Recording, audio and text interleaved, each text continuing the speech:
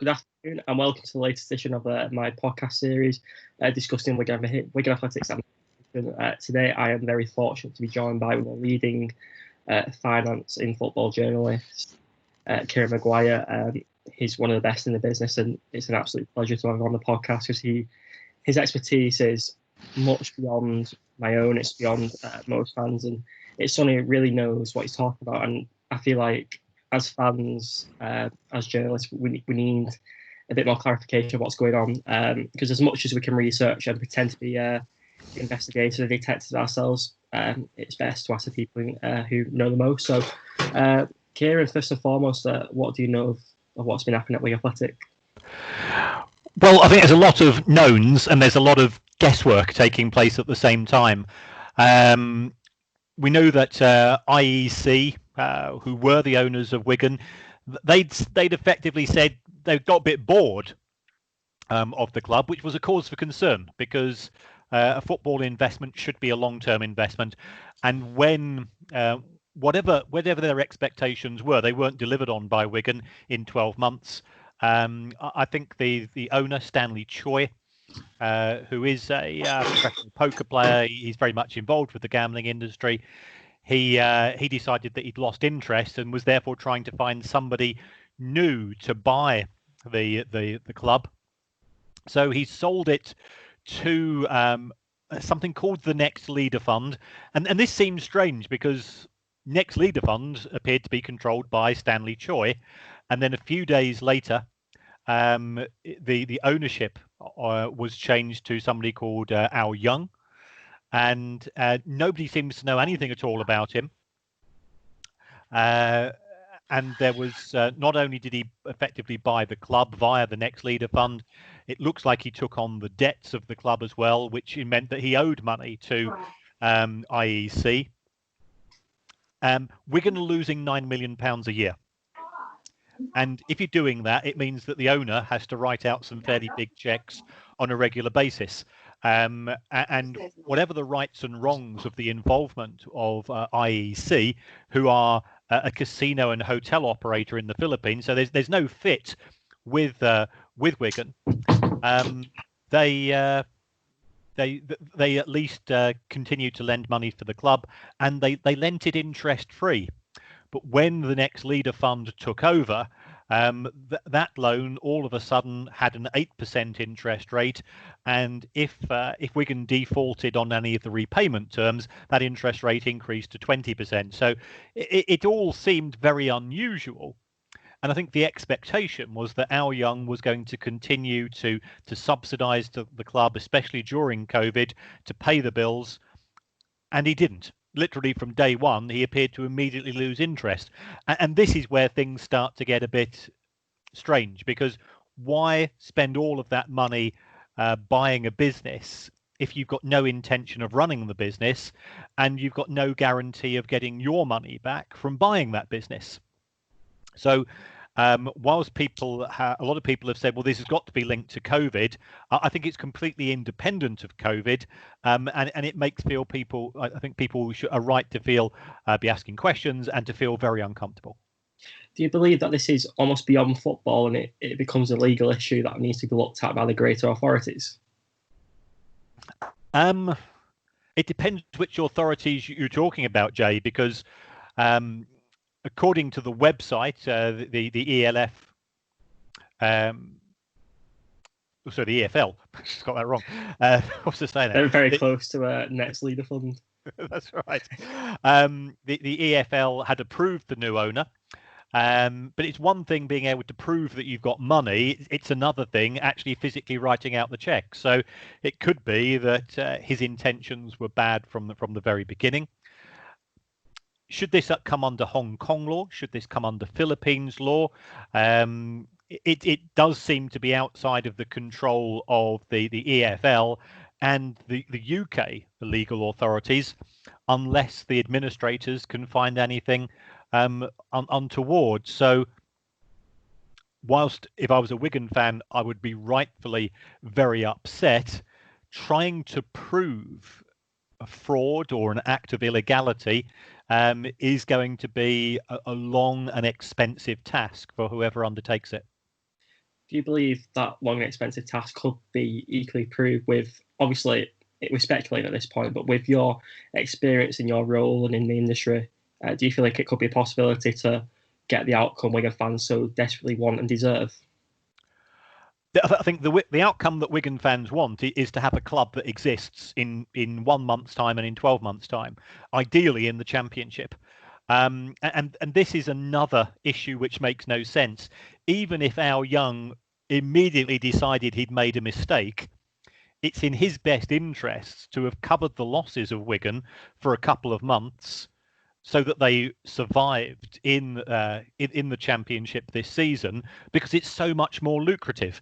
And Wigan fans will know that when you're hosting Leeds and Forest and Derby and Borough and big clubs of that nature, they bring 3,000 fans to the DW. They spend money on in the ground itself. You drop down to League One, and the club's worth a lot less. So none of it makes sense. It's now the job of the administrators to find a new owner, and clearly I think that's what Wigan wants. Wigan fans want, and they don't want any speculation. They don't want any uncertainty. And we've got to hope that this time there is an improvement, perhaps, in the way that the new owners are located, and clearly their intentions are more honourable than those of the present owner.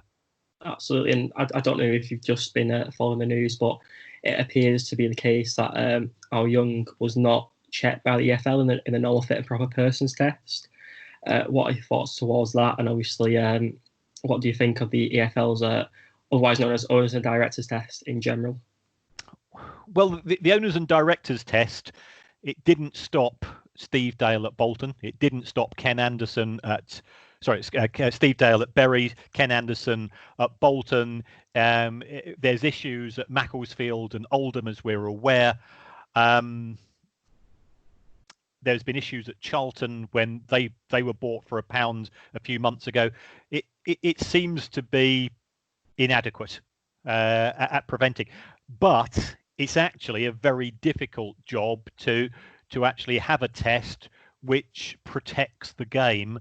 If somebody wants to do harm to the club, they can prove finance, they can show bank account details, but you can't force them to write out a check. So the EFL are in a very awkward position, but again, they've ended up looking a bit foolish in respect of this. And even if the next leader fund proved to have money, at the time the deal went through, the next leader fund appeared to be controlled by Stanley Choi. He then effectively passed control of the next leader fund to Al Young. So that's difficult for the EFL because they're looking at the owners of Wigan, and as far as they're concerned, the owners of Wigan, the next leader fund, hasn't actually changed. It's the ownership of the owners that's changed, and this is where it starts to get murky and difficult. That's a very good response. Obviously, having been involved in the industry, like I said a few times, of sports finance world, you've probably seen a few clubs like you mentioned, Bury, Bolton, go through administration. What do you think is next for Wigan Athletic? Obviously, in addition to finding the buyer, the knock-on effects of the community, staff, fans, players. Well, my first concern is in respect of jobs, because what the administrators will be doing, and they've effectively said that they've got no funding themselves. So, how are they going to pay the bills which are arising during the course of the administration? There's no match day money coming in. Wigan have already presumably received all the advances of broadcasting money that were due from the EFL. So it's literally whatever's left in the bank account, and that's not going to last very long. Therefore, job losses are likely, sadly, and there's no guarantee that when the club, or and we're all hoping and praying that this will be the case, that when the club is sold on to new owners, whether they'll be in a position to re-employ those people. So it's rightfully a very worrying situation. It creates increased uncertainty in what is probably, for most people, who are watching and listening to this the most uncertain time of their lives. And it could end up at your worst case scenario where the administrators say, well, we've now run out of cash and we've got no alternative but to effectively close down the business. And I think they've said, they think that's a 1 in 4 chance. That's uncomfortable to listen to. Absolutely. And obviously you consider the difficulty to sell a football club, but does it make it harder that we're in the midst of a pandemic at the moment? A lot depends, Jay, in respect of the price. If the price of the club is reduced, then you might find a lot more people become interested. The job of the administrators, which again, the job of the EFL is to make sure that they're not cowboys, that they're not tire kickers, that they're not another Lawrence Bassini at Watford, who has a habit of turning up at practically every club that's in distress, promising this, that, and the other. When, as fans, your first reaction is, I just want a new owner. Absolutely. But we've just had a new owner, and that's been an absolute disaster. And if you talk to Charlton fans, they had a bad relationship, a toxic relationship with Roland de Châtelet, and then Sunderland fans, their relationship with Ellis Short soured, but they would actually probably prefer those two to the present owners. Or in the case of Charlton, they've now been through 2 sets of owners since de Châtelet, and Donald and Methven at Sunderland appear to have run out of goodwill as far as their fans are concerned. We've got to make it the right owner, not just an owner. And that's a hard task for the administrators, because their obligation is to sell to the highest bidder. So therefore, we've got to hope that the EFL will conduct a thorough investigation into the background of anybody that's about to buy the club. But I don't think the EFL could potentially stop the sale by the administrators unless there's evidence of criminal wrongdoing or criminal convictions which are still outstanding as far as the new owner is concerned. On a final note, do you feel like Wigan could be the first of many clubs to have the same fate? It is a genuine fear. It's a bit like watching an egg timer at present in terms of clubs and their cash, especially those clubs in the top 2 divisions who've had to take players out of furlough in order to recommence playing, and then they've got no money coming in. Speaking around, I think there's at least 1 club in the Championship which is seriously considering administration as an option. When we drop down into League 1 and League 2, whilst we've got the furlough scheme, and regardless of where your party politics lies, it has been a huge benefit for football clubs because it effectively puts them into deep freeze. When they come out of that deep freeze, we're not going to come out into a great world.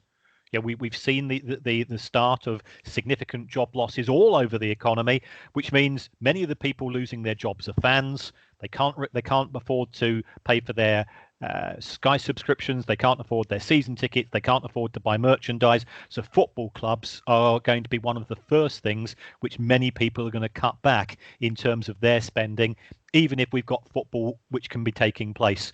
So under those circumstances, if football does escape with no administrations, it will be fantastic, but I think it will be improbable.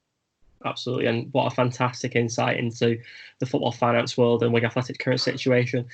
Kieran, I'd like to thank you so much for coming onto the podcast on behalf of myself and a lot of Wigan fans who are in the dark of the entire situation. Well, thanks, Jay, and I look forward to having a more cheery conversation with you sometime, hopefully when we've got new owners in and the DW is full, ideally with Wigan still in the Championship. Absolutely, and my final note is keep sharing all the tweets to save Wigan, keep sharing the campaign, save the club, save the staff, and save everything that makes Wigan Athletic so special.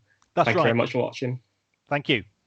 We're going to add something else. I'm happy to hear what you was going to add. No. All I was going to say that every football club is part of us as fans. We are not born into it, but at the age of 7 or 8, or whenever you first go, you have that incredible love affair, and nobody should be denied that. I've seen many people who are Bury fans, and I know them, and they say Saturday at 3 p.m.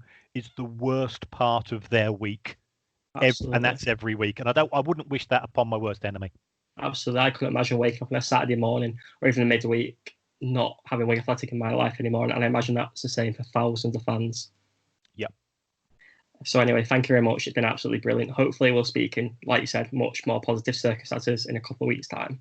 I sincerely hope so. Good luck, Jay, and good luck to everybody at Wigan. Thank you very much.